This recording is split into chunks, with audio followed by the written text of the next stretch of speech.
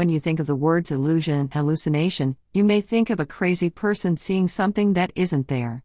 But there are many more types that are not discussed as frequently. You don't need to be crazy to experience illusions and hallucinations, and many of them are not things that are seen. Both illusions and hallucinations are types of distortions of reality, but an illusion is a distortion of something that really exists, while a hallucination is a distortion of something that isn't real. Let's explore the unbelievable world of illusions and hallucinations in some of their many forms. Number 10.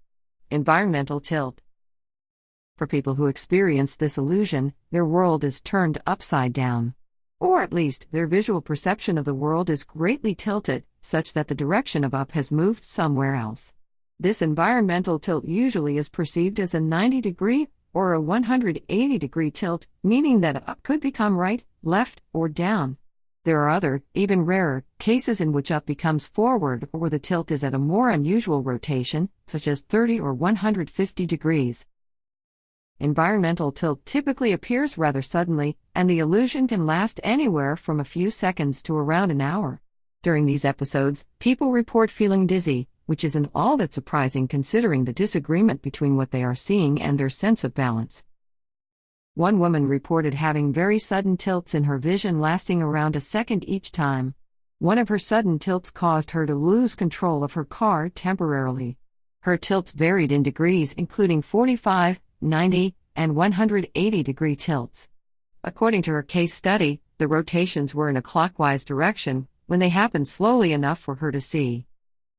Many different problems can lead to the experience of environmental tilt, including strokes, migraines, and traumatic brain injuries.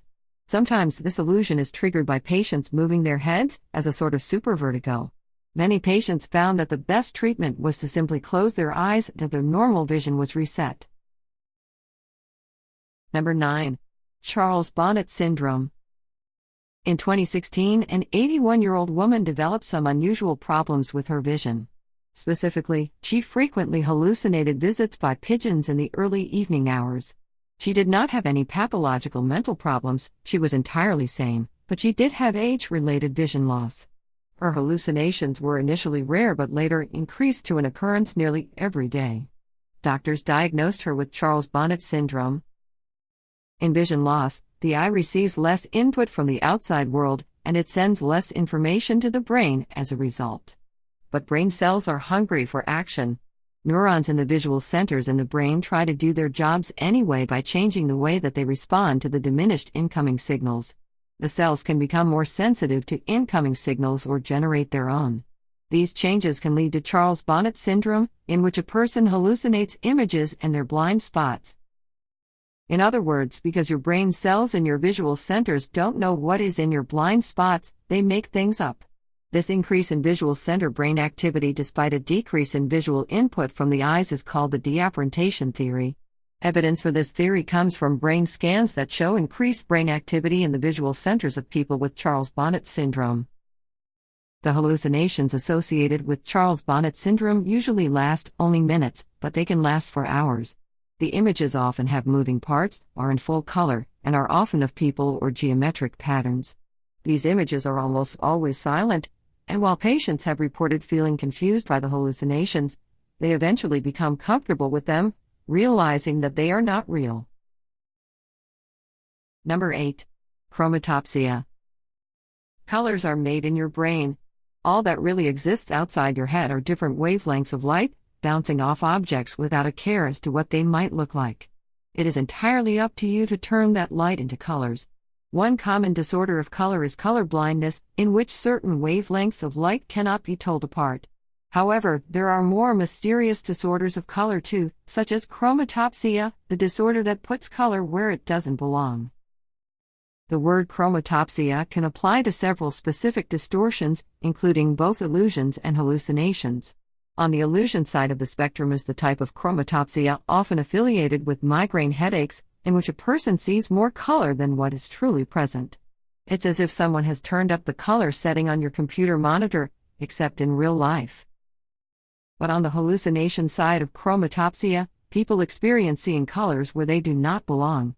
In other words, colorless objects can suddenly take on colorful appearances, or a person's entire field of view can change in perceived hue.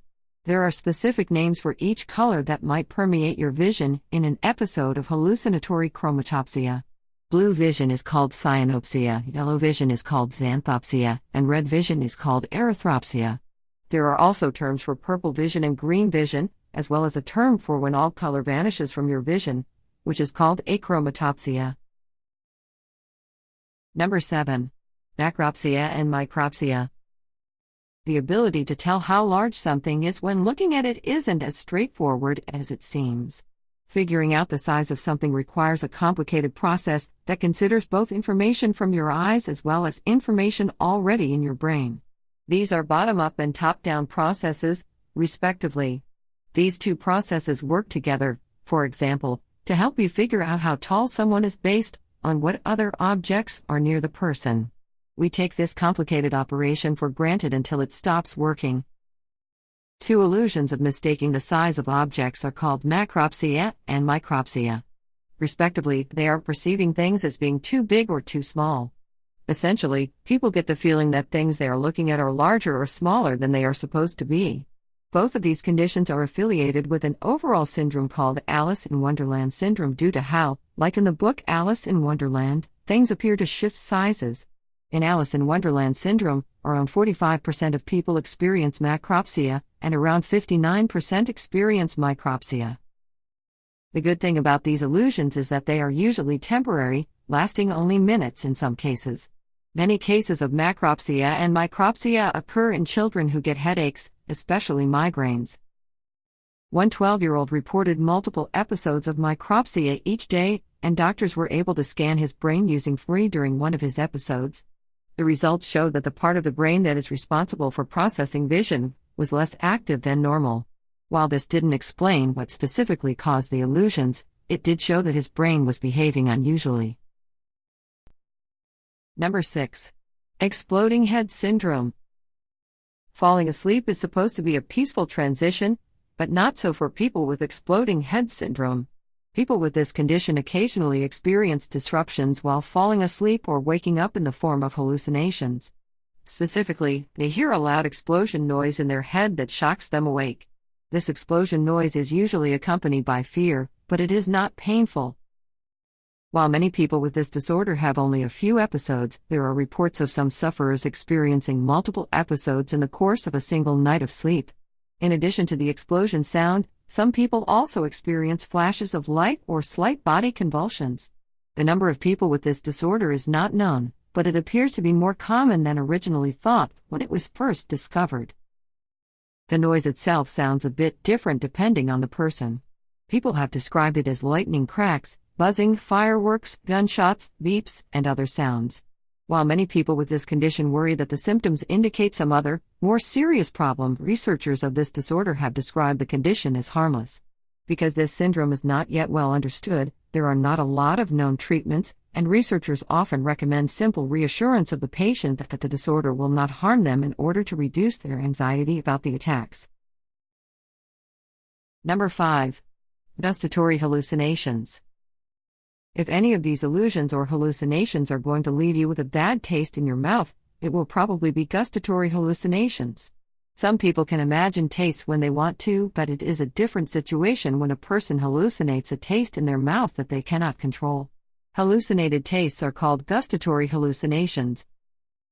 Unfortunately, most cases of gustatory hallucinations are of unpleasant taste, including descriptions of rotten apples, stale cigarettes, rusty iron, or taste simply described as bitter or unpleasant. Reports of pleasant tastes are quite rare, but accounts of generally sweet tastes or of specific foods, such as grilled peanuts or garlic, do exist. Some of the more unusual hallucinated tastes reported include sperm, charcoal, and chloroform. A person can have a hallucination pertaining to any of their senses, including the main 5 senses of seeing, hearing, smelling, touching, and taste. Of these, hallucinations of taste seem to be the rarest in psychiatric disorders. Schizophrenia is often coupled with hallucinations, and for schizophrenics, gustatory hallucinations take a distant last place in terms of the 5 main senses. It is not known why these hallucinations are rarer than other sensory hallucinations, but researchers have found that the different types of sensory hallucinations are correlated. In other words, if you have one type of hallucination, you are more likely to have another type as well. Number 4. Olfactisms and odor color synesthesia. There are groups of people who experience strange mixed perceptions of the world thanks to a condition called synesthesia. This condition describes a person who experiences perceptions that are involuntarily linked together, such as words and tastes or letters and colors. One of the more rare experiences of synesthesia is sometimes called an olfactism, wherein a hallucinated smell is triggered by some other sensation that a person receives. For example, imagine that each time you hear the name Andrew, you smell rotten eggs. There are multiple types of olfactisms. They can be triggered by seeing certain lights, touching different textures, and even fluctuations in temperature. However, the hallucination often works in the opposite direction, with the smell triggering the hallucination rather than being the subject of it. One type of synesthesia is where smells cause the seeing of colors. This is called odor color synesthesia. The smells and colors are often closely attached to one another, meaning that the person will see a specific color when they smell a specific scent, but these associations sometimes change over time. Interestingly, people with this condition are superior both at recognizing colors and distinguishing smells compared to the average person. In odor color synesthesia, there may be specific smells that cause the person to experience intense colors. Some of the odors reported to trigger strong colors include animals, food, and household chemicals. The associations between the smells and the colors perceived do not necessarily align as expected. For example, smelling a banana could lead to a vivid perception of pink rather than yellow. Number 3. Hallucinatory halitosis. Halitosis means bad breath, and it is something that people are often self-conscious about, prompting them to freshen their breath with mints or gum. But sometimes a person may perceive that they have bad breath when, in fact, the smell is all in their head. There are people who so strongly believe that their breath is bad that it disrupts the normal function of their lives. This condition is called hallucinatory halitosis or sometimes delusional halitosis. These names for the disorder appear interchangeable, but there is a small difference. In hallucinatory halitosis, it is required that the sufferer actually experiences the bad smell that does not exist, while in delusional halitosis, the sufferer does not need to report having smelled this bad smell. It is sometimes unclear which term better applies because the sufferer is the only one who is able to report the possible hallucination. Many people with this condition seek out medical treatment to improve the smell of their breath. In fact, some people with this disorder become so obsessed with finding a cure for their non-existent bad breath that they search incessantly for medical specialists to fix them. Dentists or other doctors cannot help, of course, because there is no smell for them to fix. Patients with hallucinatory halitosis who are told by a dentist that their breath is fine often express that they would rather visit a better dentist than visit a psychiatrist to treat the delusion. Number 2. Ictal and postictal religious experiences. While it may not be surprising that some hallucinations have a religious feel to them, what may be surprising is that there are people who experience religious hallucinations due to epileptic seizures. In other words, they have strange feelings of religiosity, mysticism, or spirituality while they are experiencing a seizure or afterward. This disorder is usually affiliated with partial seizures of the temporal lobe of the brain. What this experience feels like differs depending on the person, but it is often described as a feeling of connectedness to the universe. These seizures are closely related to the kind that cause feelings of joy or pleasure. The mystical experiences themselves may involve sensory hallucinations, such as hearing voices believed to be divine, seeing religious figures, or feeling a presence. When the spiritual feelings occur during the epileptic episode itself, it is called an ictal religious experience. These ictal experiences typically last for a few seconds or minutes. In contrast are postictal religious experiences, which occur following an epileptic episode and can last much longer, such as hours or days. These postictal religious experiences have been responsible for converting people to religion suddenly, due to the intensity of the experience. In 1955, one man, after having an unusually depressing week, had a seizure that filled him with feelings of bliss and religious certainty. Later in life, he had another series of seizures which caused him to lose his new faith, but he did not lose his optimistic outlook on life. This set of two conversions in one person shows that hallucinations can be powerful enough to convince us of anything. Number 1. Supernumerary phantom body parts.